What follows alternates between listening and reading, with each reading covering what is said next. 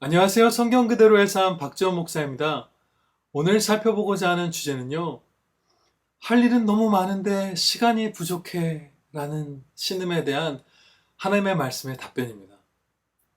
할 일이 정말 너무 많고 시간이 부족해서 그것을 다 해낼 수 없다는 생각은 우리를 굉장히 아프고 힘들게 하죠.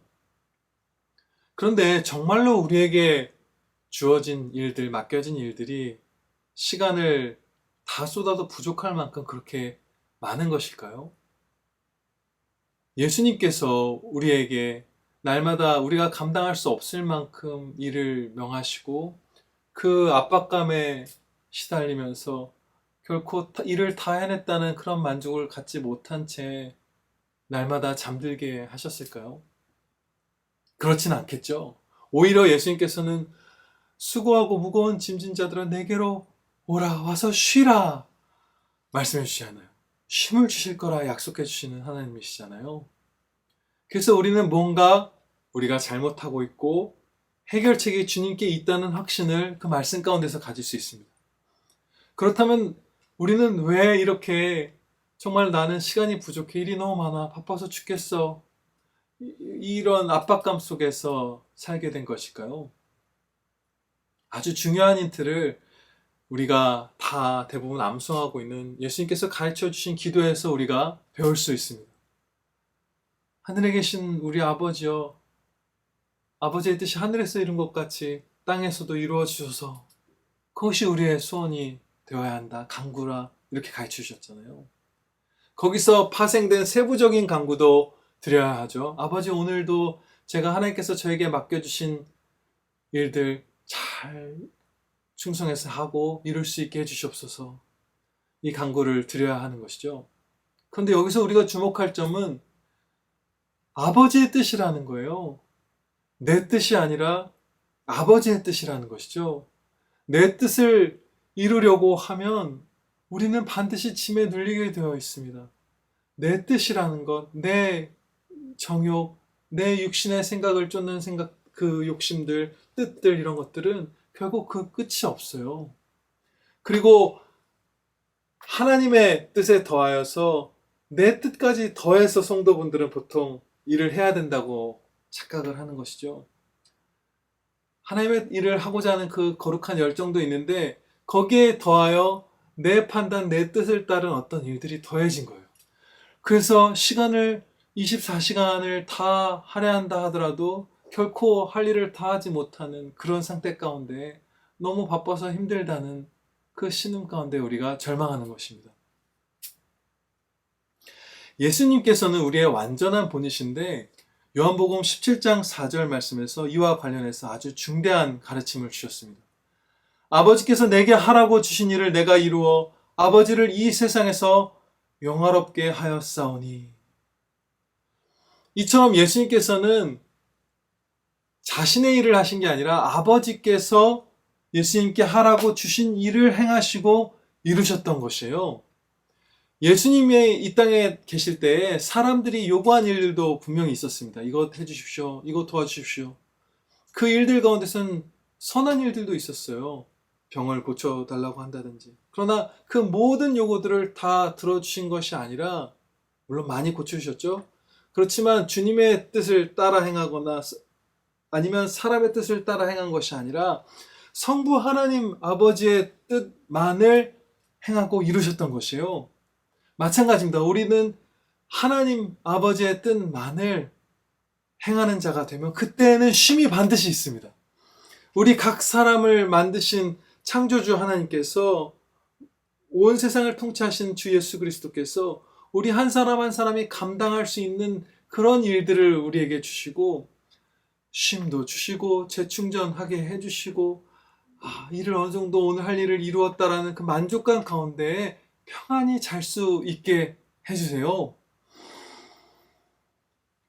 이제 내 뜻이 아니라 하나님의 뜻을 행하는 이 쉼이 있는 삶을 사는 두 가지 실천을 살펴보도록 하겠습니다. 첫째로 절제와 관련된 실천입니다.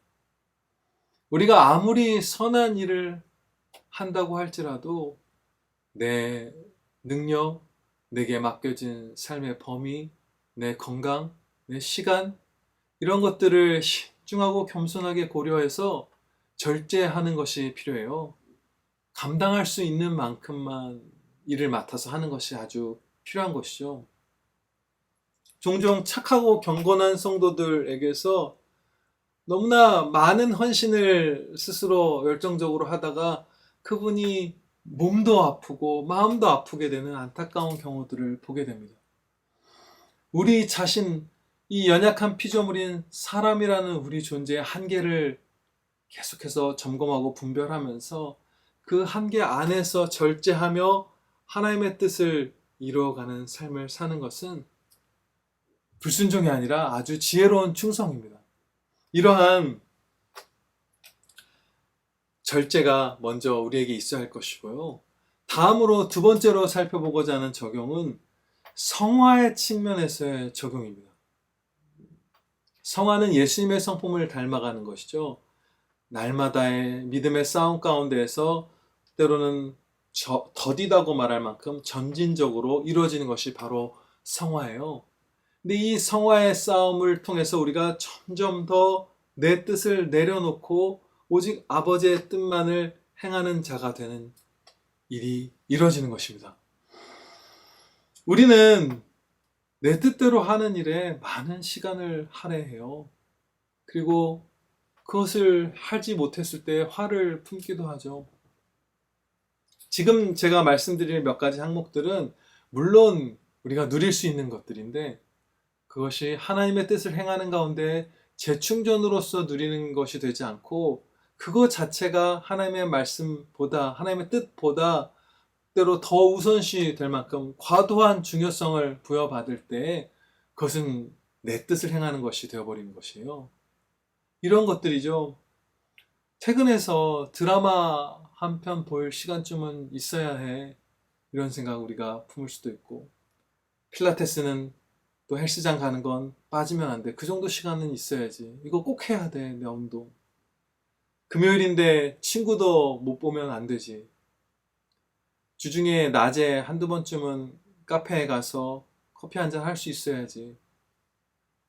인스타그램도 열어봐야 되고 독서, 여행, 게임, 무슨 영화, 외식 여러 가지 우리가 꼭 해야 한다고 생각하는 이 정도는 해야 한다고 생각하는 일들이 우리에게 많습니다.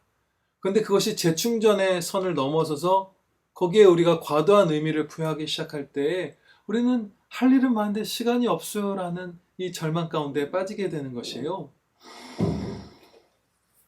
제가 아내랑 드라마를 보는 게 있는데 한 편을 볼 때 최근에 5번에서 6번 정도 이상 끊어서 볼 때가 있어요. 하나님의 뜻을 행하고 이루기 위해서 시간을 이제 절제해야 되기 때문에 재충전으로서 드라마를 보는 그 시간은 짧게 최근에 주어져서 계속해서 끊어서 봐야 했던 것이에요. 그러면 이것도 해야 되고 저것도 해야 되는 것 이런 여가도 있어야 되고 쉼도 있어야 되고 이런 것들 없죠. 부족하죠. 그렇지만 아버지의 뜻을 행하면서 재충전으로 짧게 그런 것들 갖는 그 시간들이 결코 막 핍절하고 결핍되어 있는 그런 느낌으로 오는 것이 아니라 행복합니다.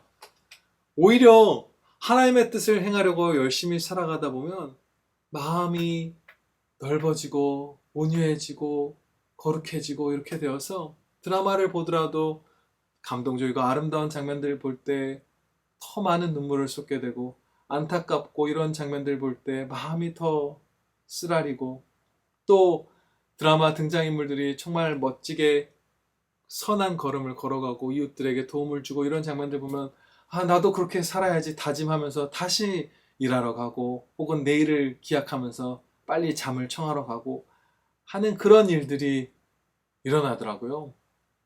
마찬가지입니다. 저나 여러분이나 모든 분들이 아버지의 뜻을 이루려고 살면 때때로 주어지는 그 재충전의 시간들을 정말 달콤하게 맛보면서 만족 가운데 잠을 들 수 있어요. 우리가 자녀와 관련해서 또 내 뜻에 이렇게 매몰되는 경우가 많습니다. 자녀를 잘 키우고자 하는 선한 그 열정이 조금 지나쳐서 우리 아들 꼭 농구 클럽 활동은 시켜야 돼. 여름에는 이런 경험은 하게 해줘야지. 겨울엔 저기는 꼭 데려가야지. 이런 생각들, 그것들을 꼭 해야만 한다고 규정해버리면 아버지의 뜻을 행하는 데 시간이 부족하게 되고 할 일이 너무 많다고 신음하게 될 수 있습니다. 경건한 성도들 가운데 아버지의 뜻을 이루려 사는 그 신실한 자녀들 가운데 이 땅에서 자녀들에게 좋은 것 많이 못 누리게 해줬던 분들 참 많아요. 예를 들어서 초대교회부터 교회는 핍박을 많이 받았죠. 그래서 세계 곳곳으로 이민 가는 그런 역사가 바로 신실한 기독교인들의 아주 익숙한 모습이었어요. 이민이라는 표현으로 하면 요즘에는 좋게 느껴지지만 사실은 원수의 칼로부터 도망쳐서 저 험한 다른 나라에 가서 새로운 삶을 개척해야만 하는 일들을 우리의 신실한 선배님들, 그 형제들이 해왔던 것이에요. 그 과정에서 당연하게도 자녀에게 이 땅에서 많은 것들 가르치고 맛보고 누리고 경험하게 하는 거, 그런 거 많이 못하게 해줬죠. 그러면 그렇게 자란 자녀들은 불행했을까요? 결코 그렇지 않습니다. 부모가 내 뜻이 아니라 하나님 아버지의 뜻을 이루려 사는 그런 사람들일 경우 그 자녀들의 삶은 참으로 복돼요. 미국의 아주 신실한 목사님이죠. 존 파이퍼 목사님. 그분의 아버지는 빌 파이퍼라는 분이신데 순회 전도자였어요. 그래서 미국 곳곳에서 복음을 전하시는 그런 일들을 했던 분인데 짧게는 일주일 혹은 2주일에 한 번 집에 돌아올 수 있었고 월요일날, 혹은 길게는 한 달에 한 번 집에 와서 하루 이틀 며칠 묵다가 이렇게 다시 전도지로 나가셨다고 해요. 그런데 그러면 이 빌 파이퍼 목사님, 그 전도자 빌 파이퍼 목사님의 삶은 아주 불행하고 또 아내와의 관계는 소원하고 자녀들은 결핍되게 자랐을까 이렇게 생각하기 쉽지만 그 부부는 평생에 서로 정말 많이 사랑하면서 행복하게 지냈고 아이들도 기쁨 가운데 아름다운 사람들로 자랐습니다. 빌 파이퍼 형제님은 때로 사람들에게 질문을 받는다고 해요. 그렇게 순회 전도자의 삶을 하면 가족들과 이렇게 떨어져서 지내야 되는데 어떻게 그런 결정을 했느냐, 괜찮냐, 이런 식의 질문을 받는다고 해요. 그러면 이분의 답은 한결같이 하나라고 합니다. 아버지의 뜻을 이루는 것이 나의 열정이기 때문에, 그것이 소원이기 때문에 이 일을 기쁨으로 한다는 것이에요. 내 뜻을 행하는 것이 아니라 하나님 아버지께서 나를 전도자로 부르셨고 나는 그 뜻을 이루는 것이 나에게 주어진 영광된 임무요, 기쁨의 삶이요, 쉼이 있는 삶이기 때문에 나는 그것을 달려간다. 기꺼이 기쁨으로 달려간다. 그 한 가지의 답변을 이분이 하시는 거예요. 그런데 이제 이런 아버지 밑에서 자란 아들 존 파이퍼가 이런 고백을 합니다. 나는 어머니가 식탁에서 너무 세게 웃어서 눈물이 그녀의 얼굴에 흘러내리던 것을 기억할 수 있습니다. 어머니는 매우 행복한 여성이었습니다. 그러나 특히 월요일에 아버지가 집에 오셨을 때 그랬습니다. 우리는 식탁에서 복음의 승리에 대해 듣곤 했습니다. 월요일의 식사는 거룩하고 행복했습니다. 아, 아버지가 집에 계실 때가 그렇게 좋았습니다. 온 가족이 자기 자신의 뜻이 아니라 사랑이신 하나님 아버지의 뜻을 행하고 이루는 데 매진하면 이렇게 행복한 가정으로 우리가 표현할 수 있습니다. 결코 일이 많은데 시간은 부족하고 바빠서 죽겠고 힘들어서 못 살겠어요 라는 그 절망 가운데로 우리가 결코 빠져들지 않고 아버지의 뜻을 이루는 삶만을 살 때에 주님께서 우리 각 사람에게 가장 적절하게 주시는 임무와 적절하게 주시는 그 재충전을 맛보아 누리면서 복된 삶을 살 수가 있습니다. 저와 여러분 모두 오직 하나님의 뜻만을 행하면서 행복한 삶 사시기를 예수님의 이름으로 축원합니다.